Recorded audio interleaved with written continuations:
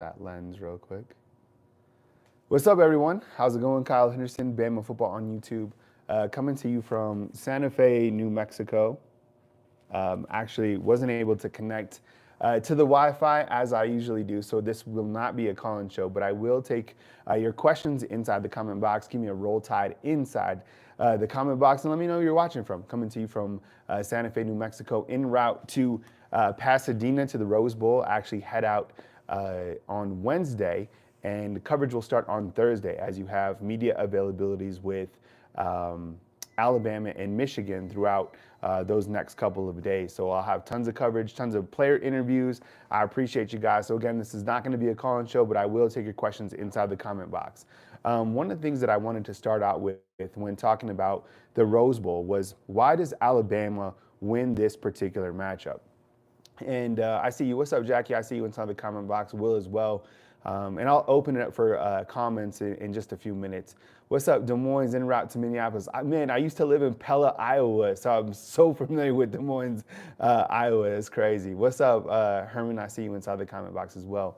So let's talk about why I feel that Alabama beats Michigan. I talked a lot about this during our Christmas show, and I really feel that it comes down to the fact that Alabama's defense is much better than Michigan's offense. And what I mean by that is Alabama has 4 All-Americans on the defensive side of the ball. You have Dallas Turner, you have Chris Broswell, Terran Arnold, and Kool-Aid, JaQuincy McKinstry. What's up, John? I see you inside the comment box. Kenneth as well. And when you look to Alabama's defense, they're really going to present challenges for J.J. McCarthy, Blake Corum, and specifically throwing the football in tight windows or trying to run the football against Alabama. I think Alabama is certainly a team that is built to stop the run. And why I say that, you saw that against Georgia, how they were able to bottle up Georgia on 3rd and short situations. Georgia has some really good running backs. Now, they might not be as good as Blake Corum, and that is a big physical team. Big Ten teams like to run the football, as we know. But Alabama has showed plenty of times that they're able to stop the run. Again, if you're just joining, what's up? I see you guys inside the comment box. Hit the thumbs up, like, subscribe. Tomorrow, I will be in Los Angeles for the upcoming Rose Bowl. See you, Michael. What's up inside the comment box? David. And Merry Christmas to everybody. I hope you guys had a fantastic time with your family. And I hope that you have a fantastic new year going into this next year. You have 2 incredible playoff matchups. Today we're talking about why Alabama beats Michigan, and I will take your questions inside the comment box later on today on this show. It's not going to be a call-in show right now. The internet's kind of spotty here up in the mountains. As you can see, my mom's house is posted at 7,200 feet. It's been really good to be over here and see some family and friends. So I do like Alabama's secondary. And we've talked about that all season long. And while we do highlight Kool-Aid and we do highlight Terrion, you have Jalen Key, you have Caleb Downs. And the amazing thing about Caleb Downs, when you go and look at the statistics of Alabama football, you see that Caleb Downs has 99 tackles going into the Rose Bowl, which is crazy because he's just a freshman. And a lot of people are going to reverse recruit against Alabama and say, well, freshmen don't play at Alabama. Well, I mean, you have Caden Proctor, who started every game this season at left tackle, and he has been really baptized by fire, right? And then you have Caleb Downs, who came in with just a lot of momentum and never really dropped off. I mean, that guy has had such a steady performance through the entire season. And the thing that Coach Saban said when asked about freshmen that play at Alabama, what does he look for? He looks for maturity in freshmen and guys that are able to have that kind of next play mentality. And that is something that Caleb Downs has, because he has been tested and he has been beat over the top. But for the most part, Caleb Downs has been really steady for Alabama. So I do like their secondary, and I've said this before. I do feel that Kool-Aid is going to have a big play, whether that's in the Rose Bowl or if Alabama is able to win and get to the national championship. I just think that it's going to come, and I know that him losing a spot as the punt returner, I don't really, whatever. Caleb came in and just did a fantastic job, took a play to the house, and, that was kind of a turning point for the special teams at the punt returner. But Kool-Aid, I think, is going to make a big play at some point in time for Alabama's defense. And not to say that he hasn't. He just hasn't been tested as much as Terrion. And Terrion has been challenged, and they've wanted to see what Terrion could do in different situations with different wide receivers, and he's really stepped up. And I think, honestly, he's played better than Kool-Aid, which is crazy to say. So I think when you're looking at the NFL draft, I see those guys as first-round draft picks now. Will Terrion leave to the NFL? I don't know. if I'm him, you think about it. But right now he has some really good things going on with his NIL that he's been building up. We talked about that yesterday, the whole Lank wave that they've done. What's up, Walt? I see you inside the comment box. Thank you very much for joining us this morning, coming to you from beautiful Santa Fe, New Mexico, en route to Pasadena. Today is not a call-in show, but I will take your call. Well, I will take your comments inside the comment box. And the team does get in on Tuesday night. So I think they get in tonight, and then there's a welcome ceremony on Wednesday. I get in on Wednesday, and then the first media opportunities are actually on Thursday. I will put a brief schedule inside the community tab right here on Bama Football on YouTube. I appreciate you guys joining me this morning. As I continue my route out to California to cover the Rose Bowl. Never covered the Rose Bowl. Really excited to get out and check out what goes on in there. Another couple of items that I would like to talk about on why Alabama beats Michigan, and we can talk about the offensive side as well. I was going to have that for another show, but I think the fact that Michigan has not faced a quarterback like Jalen Milroe. And what I mean by that is if you look up Michigan's schedule and you look at the teams that they have faced this season, they haven't really played a quarterback that has a dual threat ability that can beat you over the top. And truly no one, a lot of these teams haven't faced a quarterback as dynamic as Jalen Milroe. And people are catching him probably at the worst time because he's playing, through the roof in terms of leading the team. And the play calling of Tommy Rees has really, what's up, BJ? I see you inside the comment box. Hope you had a Merry Christmas as well. Is really coming along, and I think he has so much momentum, and he still has a chip on his shoulder. That is the kind of the dangerous part about Jalen Milroe is his ceiling is still so high. A lot of people are like, is he going to come back? Yeah, of course he's going to come back. I mean, his ceiling, he still has a lot to improve on in his game, and I think he's going to be the catalyst why Alabama wins another national title. I've said that for a long time. Still sticking by that, and I think it would be amazing if he's able to get redemption against Texas in Houston, but that's all rat poison, right? I think that Michigan is going to struggle in several ways. I think they're going to struggle stopping him when he does run the football, and I think that he's been able to show that he can connect with whether it's Isaiah Bond, Kendrick Law, Kobe Prentice, Jermaine Burton. I think that those guys are going to do a good job against Michigan. And I will say that Michigan's secondary is certainly physical, and they're really good. So Alabama's going to have a balanced approach, in my opinion.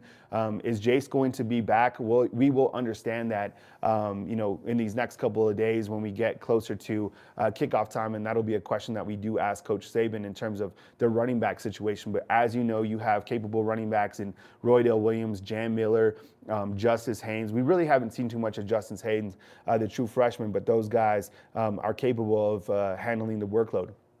I'm also curious to see some of these freshmen in action that have just enrolled at the University of Alabama. We've talked about a couple of them. I think there's like 9 or 10 that are early enrolled that are already going to be with the team out in Pasadena. Now, they can't play in that game, but those guys are going to be out there. For example, like hopefully I get some footage of Julian Sain. I just want to see, what he looks like in an Alabama uniform throwing the football. And we did get some news from Tyler Buckner recently. I think it was a couple days ago. He said, while I am enrolling in at Notre Dame to play lacrosse, he's going to finish what he started, and he's going to be with the team going into Pasadena. So whether Alabama wins the national title or whatever, Tyler Buckner is going to be on the roster with the team. I like it. You finish out what you started, and then you move on to Notre Dame. So and the quarterback room is there's a lot of names in there, as you know. So you got Jalen Milroe, you have Tyler Buckner, who's clearly going to Notre Dame. You have Ty Simpson, you have Dylan Lonergan. You have Eli Holsting, and now you have Julian Sain. That's a crowded room. Still trying to figure out which quarterback. I feel a quarterback's going to hit the transfer portal. I just think looking at the numbers, a guy has to hit the transfer portal. Other than Buckner, I don't know who that is going to be. But I think one of the quarterbacks is going to hit the transfer portal. And I would assume that a couple more guys do hit the transfer portal after the season is completed for Alabama. I just think that, when you look to roster management and the organizational process that Nick Saban has, guys coming in, guys going out. But the one thing that does make things confusing is the fact that you do have a COVID year for a lot of these guys. So, for example, I think Will Riker has to leave. I think Darian Dalcourt has to leave. But other than that, I think all other seniors can come back. I think Jalen Key is another one on the defensive side. But besides that, like Jermaine Burton could come back. Jace McClellan could come back. Roydell Williams could come back. Seth McLaughlin, he could come back. So a lot of guys could come back for Alabama for next season. And, of course, we've already talked about how loaded Alabama is going to be on the offensive side of the ball. Now, I think when you look to biggest needs for next year, you look to the defensive side, and that's why Alabama had to add LT Overton to the defensive side of the ball. Someone who is an upperclassman, because you are losing Justin Ebogbe, you are losing Dallas Turner, you are losing Chris Broswell, you are losing probably those two corners. So Alabama certainly had to bolster up on the defensive side. I'll take your guys' questions in just a minute, and then we'll kind of have a Q&A going forward. Wanted to talk about X factors in the Rose Bowl going forward. So I think the obvious is Jalen Milroe, right? When you talk to X factors in this particular game, it's always going to stem around the quarterback.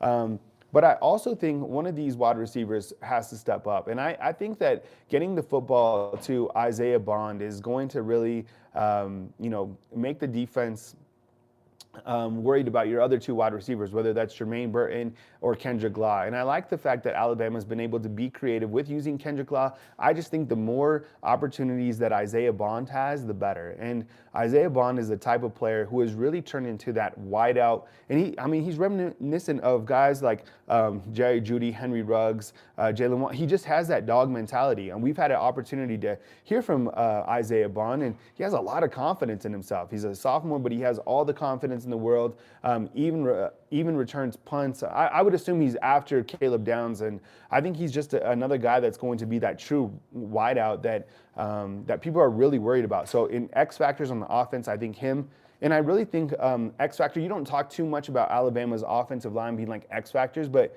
yeah, I look to a guy like Jaden Roberts having that doubt and dirty mentality. He was bullying people from Georgia, and Georgia has a really good defense. Cole Kubelik does a really great job breaking down offensive tape, and he was highlighting Alabama's offensive line and kind of the growth that they've had from the start to where they are right now. Where was Jaden Roberts at the beginning of the season? We are talking about TJ Ferg, a ladder Ferg, and then Jaden Roberts comes out here and he just absolutely crushes it.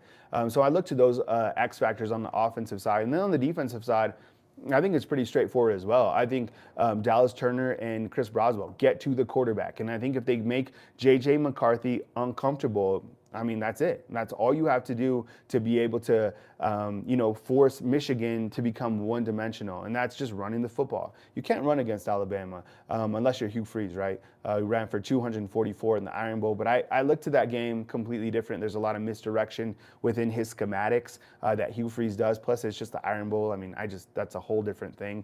But teams that have tried to run the football against Alabama, it's difficult. I mean, Alabama's built to stop the run, and they got those elite, secondary players. So the difference in this game 100% is going to be Alabama's defense going against Michigan's offense. And I think on the flip side, Alabama's offense has too many playmakers for Michigan's defense. Auburn has a bunch of crazy formations. Exactly. Sneak up. I see you inside the comment box. You're exactly right. I mean, Hugh Freeze knows how to run the football. That was his game plan. They don't really have a quarterback that was going to beat Alabama. So, and I don't even think they threw for 100 yards against Alabama, right? They threw for like 101. Yeah, I'm going to talk about opt-outs in just a second because there's some things that I have to talk about with Florida State. Every single day, the headlines are about Florida State. I'll go ahead and talk about this right now before I talk to most underrated kind of going into this game. Okay, so this is about Florida State. Florida State felt that they should have made the playoffs, and then this whole thing has continued, and it's still going on. Every single day, there's a new headline, and all this stuff continues to go on. Well, Tay Rodemaker was the backup for Jordan Travis, right? So all these guys from Florida State are now opting out, and I feel that they're opting out because Mike Norvell did a poor job managing the end of the season for Florida State when they didn't make the playoffs. And what I mean by that is he said that the bowl games are irrelevant and why even play the game. So if I'm a player, I'm like, why am I playing in this game? What does FSU have in terms of opt-outs? They have like 7 or 8 guys. So the thing is, going into these bowl games, everything changed, and the bowl games became meaningless when you added the 14 playoffs. And now going forward with the 12-team format, bowl games are going to be even more irrelevant when you're looking at, opt-outs, opt-ins. I know the quarterback for Notre Dame isn't playing in the Sun Bowl. Why do some of these guys opt out? That's why, I kind of lead back to Coach Saban with the opt-outs. You look to last year, Coach Saban he didn't make the playoffs, right? He didn't go and get like attorneys or the attorney general, or nobody came, a state representative didn't come and say Alabama needs to make the playoffs because this and that. No, nothing happened. They just didn't make the playoffs and they moved on. So what happened was Coach Saban was able to get Bryce Young and William Anderson to play in that game, right? They didn't have to play in this game. They already knew that they were going to be probably the #1 quarterback taken and the #1 edge rusher into the NFL draft. And that's exactly what happened. But those guys still played in the Sugar Bowl. And that says a lot about Coach Saban's process. You finish the job. And Mike Norvell, I think, did a poor job managing the back end of the season. And now, if they don't beat Georgia, they're going to say, well, we didn't have our players. So, well, yeah, you didn't have your quarterback. That is why you didn't make the playoffs to begin with. But you have to be able to, what's up, Keith? I see you inside the comment box, man. Enjoying Tuscaloosa. Definitely hit up Waysider if you can. I've been there a couple times, and the breakfast, it just slaps, right? It hits different.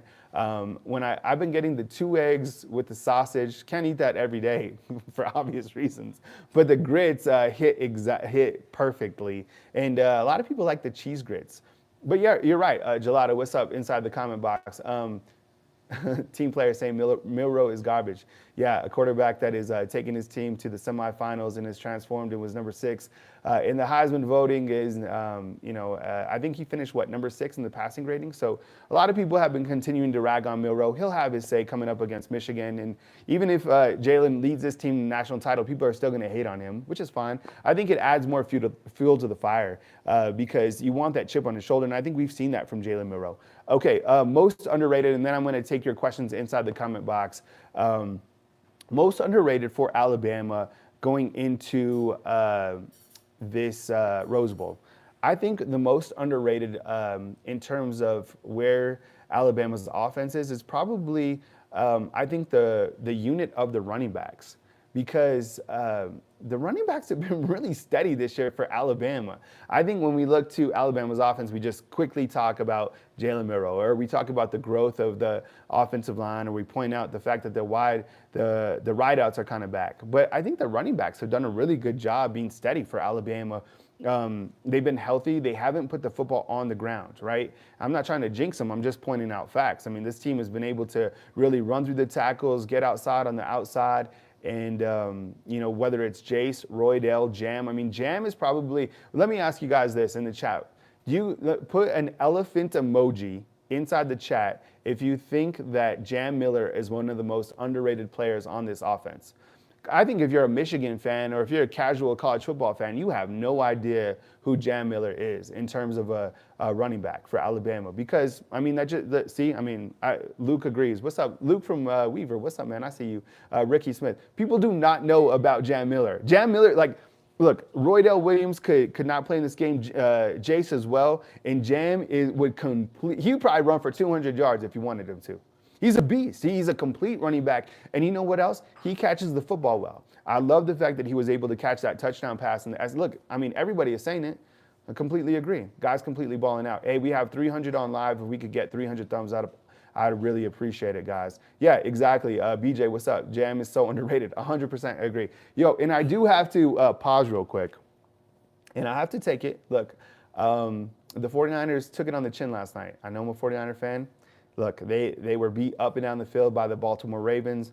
Brock Purdy, that was his worst game ever as a 49er fan. What did he have, 4 or 5 interceptions? But it was a dumb play call. The 49ers get to like the 2-yard line. They're down 33-18. They can put another 7 points on the board, and they do some stupid. I didn't understand that play call, and then Brock throws another interception. So that was terrible. But yeah, getting back to Alabama, I think 1,000,000% Jam is the most underrated. Okay, on the defensive side, in terms of the players that are most underrated, I want to hear from you, chat. Who do you think on the defensive side is the most underrated player for Alabama's defense? And Lamar Jackson, I think he showed that he's the real MVP. For me, I think on the defensive side of the ball, in terms of being the most underrated, and this is going to sound, this might, because I'm looking at the secondary. You know what? I might say, Trey Amos is a great pick. Man, and because if Terrion leaves and he steps in, I feel really good about the secondary. Okay, so Trey Amos is a great pick. I'm going to go with Malachi Moore, okay? I think Malachi Moore, what he's been, because remember, Malachi Moore, when he got here, he was beaten out by Brian Branch. I think Trey Amos, I think you guys are right. I think it's probably Trey Amos one. I'm going to talk about Tim Keenan's another great pick. I'm going to go with Malachi Moore. He's super versatile. He's a player that is a leader on the defensive side of the ball. And people don't really talk about him that much, but he is one of the leaders of this defense. And I think with him, he plays a star position, but he can play safety. He's a guy that's been here for a long time. He's an in-state guy, and he has a lot of athleticism, and I think he does a really great job in open field tackles. So when I look to this Alabama defense, I think we can really talk about the two corners in Kool-Aid and Terrion, but we can talk about the safeties, we can talk about the freshman standout. But really, Malachi Moore, I think, is one of the players that we should certainly highlight as being an underrated player. So my two underrated players are Jam Miller on the offensive side of the ball and then Malachi Moore on the defense. And you're right, David is saying Malachi has been around for a long time and he gets better every single season. And you know what Malachi is? He's consistent. He's really good and he's really consistent. So I think Malachi Moore is probably my underrated player. You know what? I'm going to throw in one more on the special teams. Jahad Campbell's a great pick. That is a great pick right there. I'm going to throw in an underrated player on the special teams, James Burnham. I think when you look to special teams, sometimes we don't always talk about the special teams. And we all know Will Riker, right? He's been here for 5 seasons, was robbed of the Lou Garza Award.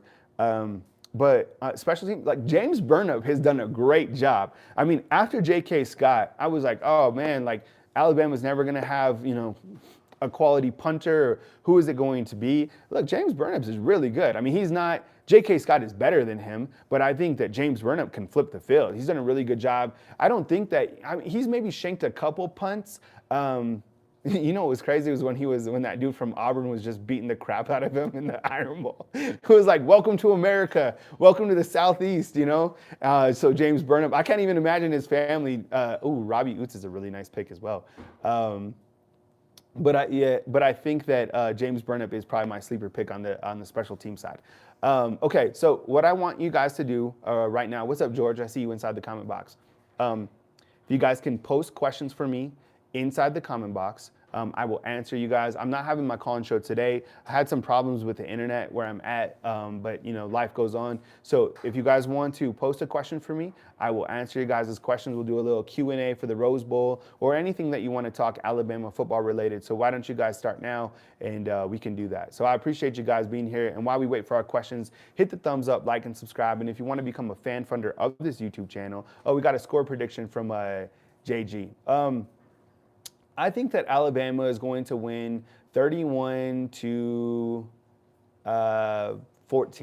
I think that Alabama will be able to kick a late field goal, and I think they'll control this game. I think that maybe a big interception in the beginning of this game will kind of set the tempo for the Rose Bowl. And I think that, look, Alabama still has a chip on their shoulder. They're the underdogs going into this game, but 31-14 is my score prediction. Jarvis, if you're out there, man, what is the over-under on this game? Update on Evan Stewart. Let's talk about that. So, Evan Stewart is a wide receiver from Texas A&M that is now inside the transfer portal. He hasn't made a decision. We've seen him in Alabama football gear, an elite wide receiver that a lot of people wanted him to, end up at Alabama before he did take on to Texas A&M. He's an elite wide receiver. When you look to Alabama's wide receiver, thanks Jarvis, it's 44.5. So that 31-14 score would be over that.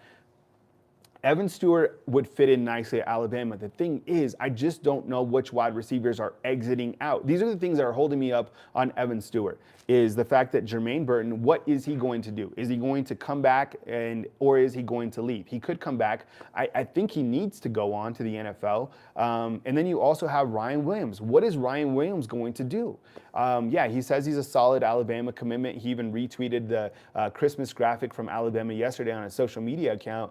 But I don't know. I think it's going to come down to the wire until he signs his official paperwork. So those are two wide receivers that I'm looking at on the depth chart. Ja'Cory Brooks transferred out of Alabama to Louisville. So you do have some people. Exactly, Jarvis. I don't either, man. I do not trust anything until the paperwork is officially in. So I think Alabama would certainly welcome Evan Stewart with open arms, and I think it would make sense for him to come over here. And who can get you developed at the highest level? Who can get you the football? You see that Jalen Milroe is rising. You see that, and next year's schedule is going to be primetime TV every single week for Alabama and all these SEC teams. So Evan Stewart, I do think that he's got a tough choice to make, and where to go. But I think Alabama could fit in with the NIL and come out here and fit into this. Stewart does end up at Alabama. What other questions that you have inside the comment box? And Alabama, I think will do. This is what I think as well from the transfer portal. Coach Saban said on signing day, he was like, we're not done with this class. I think there's a couple other guys that could be added, and I think a couple other guys will be added from the transfer portal. I wouldn't be surprised if Alabama takes a tackle from the transfer portal. I think it would make sense. They've done it in the past. Yeah, Texas can do whatever they want to do, and they need wide receivers as well. And Damani Jackson is another one. So Damani Jackson, an elite corner. And this one makes sense because you look at, again, I always look to the depth chart. What does Alabama have coming in? What do they have going out? Damani Jackson, baller. Entered the transfer portal out of LSU. I'll get to that James Brockemeyer next. Damani Jackson entered the transfer portal from USC.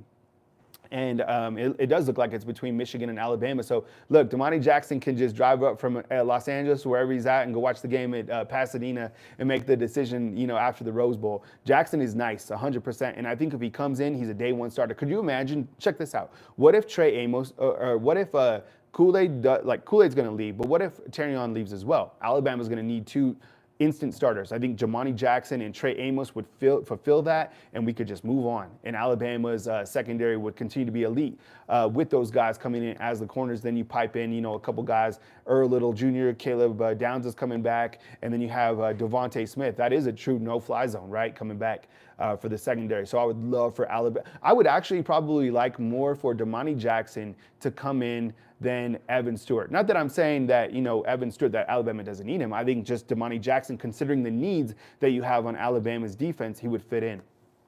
Deontay Lawson, I would assume that he comes back. I think that he still needs one more year. But, my audio, is my audio going in and out? Is it? It might be with this mic that I have. Is the audio coming in and out? I apologize if it is. I do have a mic. Audio is fine to me, JG. I'm sorry if the audio is kind of going in and out. I don't know. Deontay's saying that the audio is coming in and out. Is it? All right. Your audio is good for me. Give me a thumbs up if the audio is good. I just want to make sure that the audio is going to be fine. Audio sounds fine to me. Okay. I apologize if the audio is in and out. I do have a mic on, so I don't know.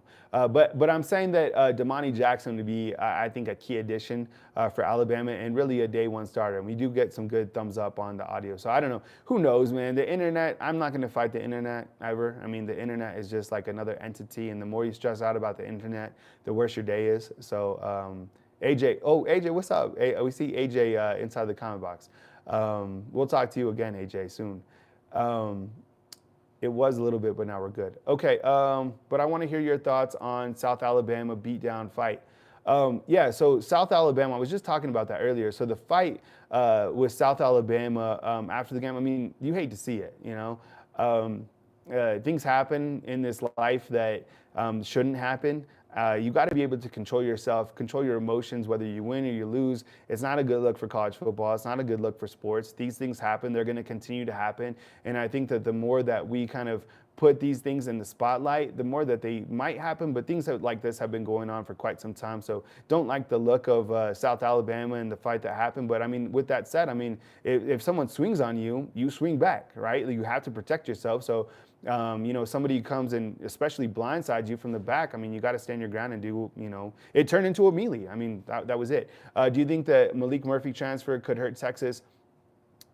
That was one of the ones that I didn't understand. Like, for example, I don't think that these players are going to hit I don't think it's a good idea for the playoff teams for any of their marquee players to hit the transfer portal before the playoffs. Like Malik Murphy, dude, you're one play away and you're a quality quarterback. Malik Murphy is right there. We saw him this season play for Texas. So him hitting the transfer portal and saying he's going to go elsewhere, I don't know if it impacts Texas that much. I would assume that he's going to finish out and play in the Sugar Bowl and, I would think the national championship.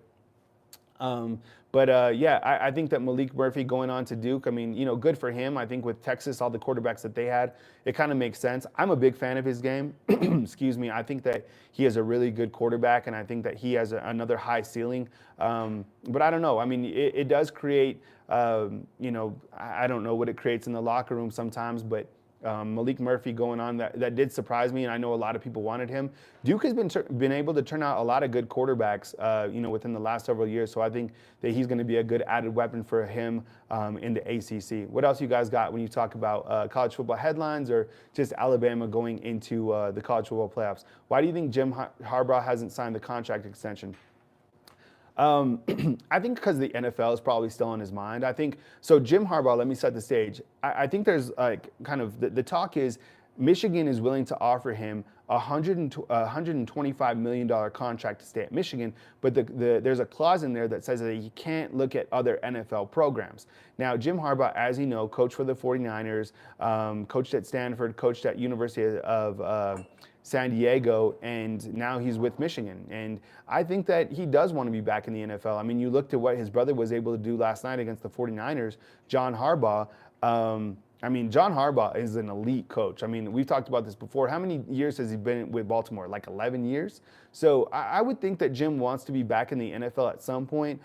He's going to have even more opportunities if he's able to win a national title this year. At Michigan, clearly, but I don't think he's going to win. I don't think he's going to beat Alabama.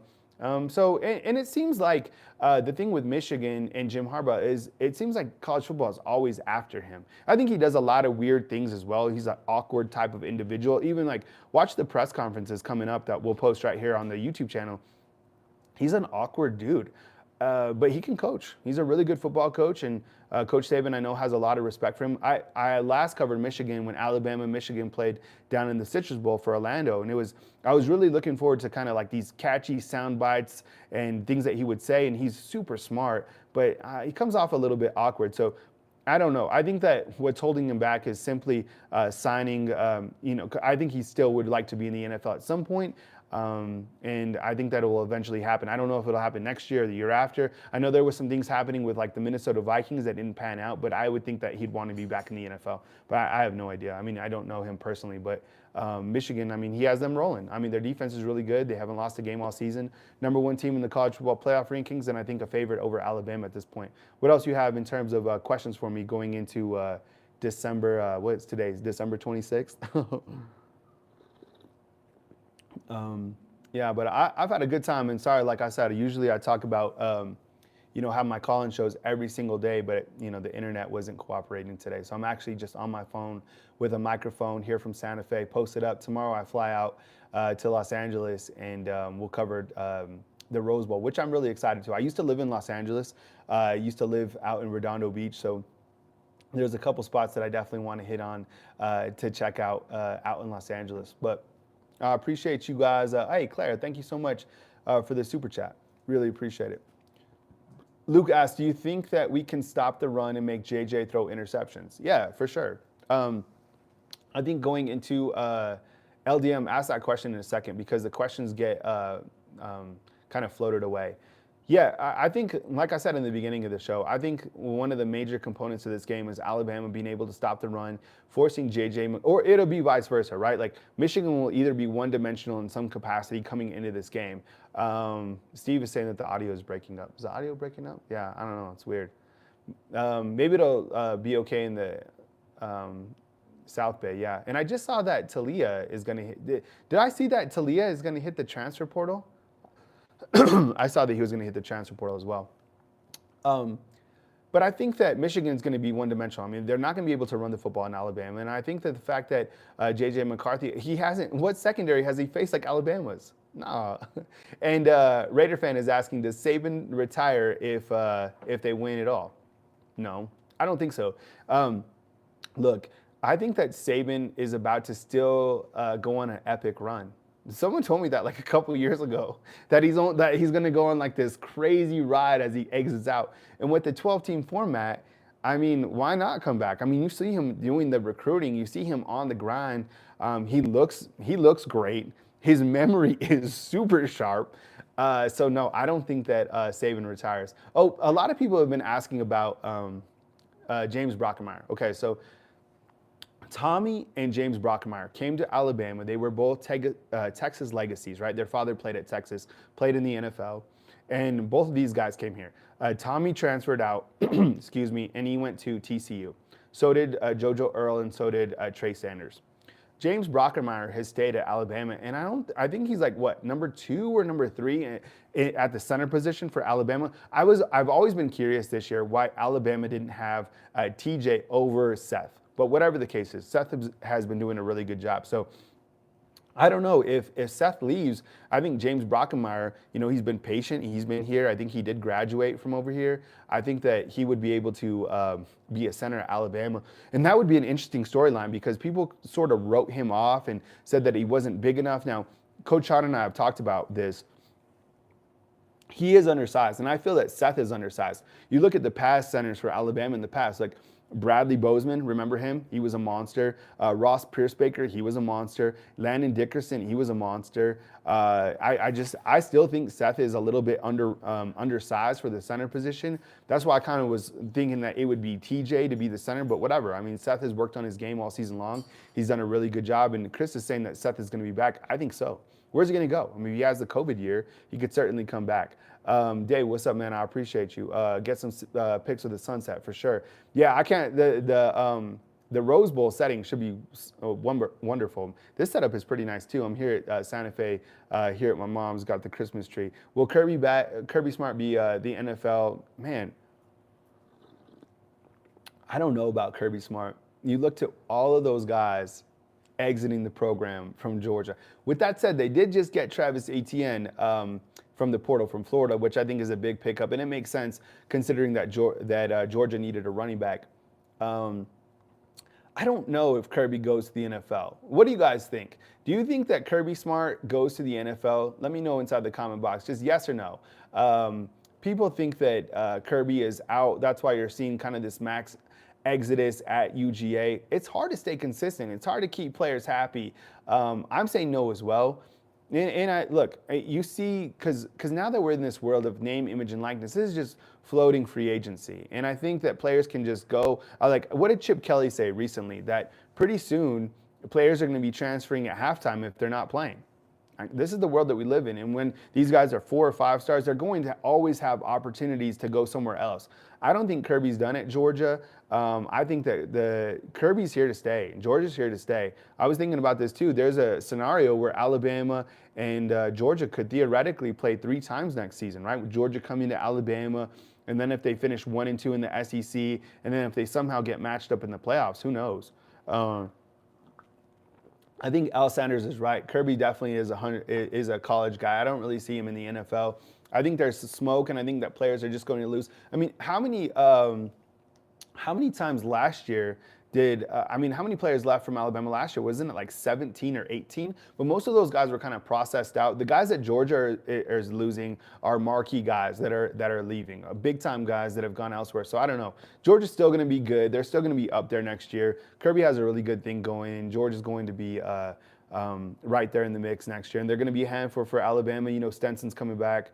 I'm not sure where he thought he was going to go.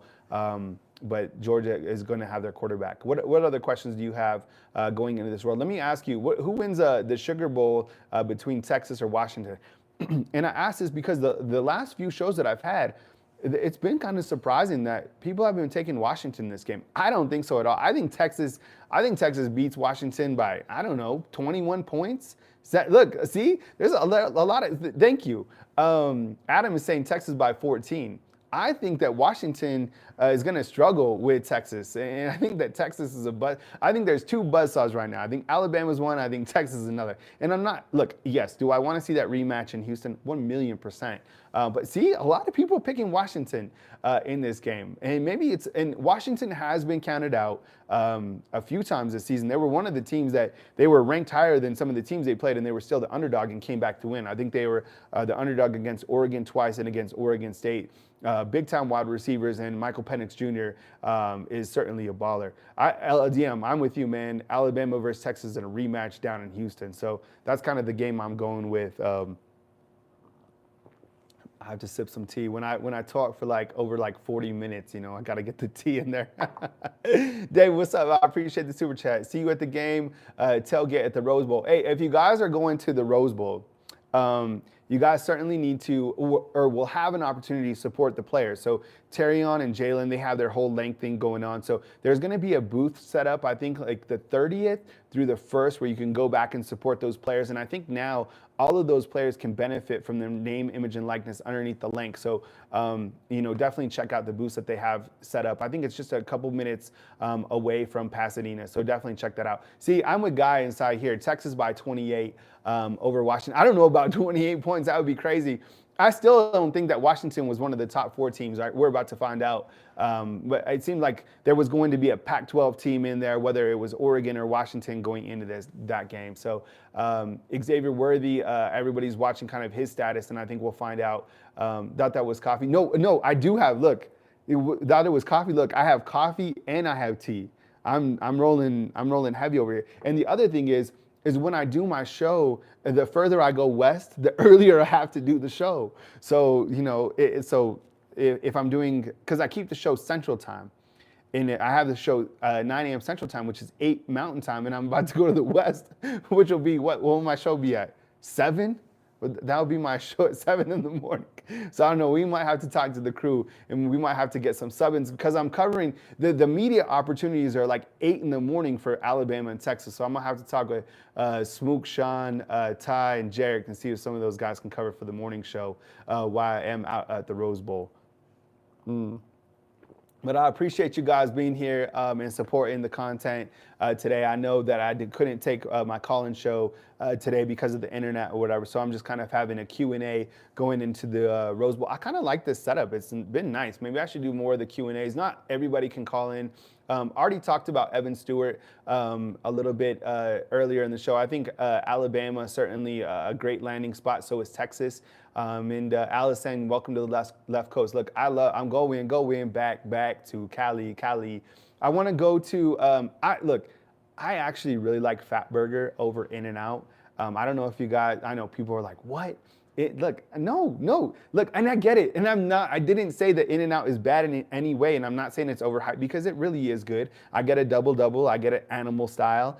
There's actually not an In-N-Out here in New Mexico. There's one in Arizona, and of course out in California, but I like Fatburger. I like Fatburger has always been a solid burger to me. But the places that I definitely want to check out. So I used to live in Redondo Beach, and there's a fish market that is close by Redondo Beach. So I definitely got to head over there and kind of get my fix. They have like a bunch of like fish tacos or everything that you could want. In-N-Out. See, someone's saying it's overhyped. I mean, I don't know if it's overhyped. I think that just there's other places that are good. But so I'm staying in downtown LA. I don't know if you guys have seen some of the movies in popular culture that are in like East LA, so I'm definitely going to check some of those out as well. Leave me a comment. I will get to you guys on another show, on another live. I appreciate you guys being here. Thank you very much for supporting the content always. My name is Kyle Henderson at Bama Football. See, Alice saying Fatburger is better as well. Burger King. No, look, a Whopper, I'm fine with the Whopper. I'll eat a Whopper every single time.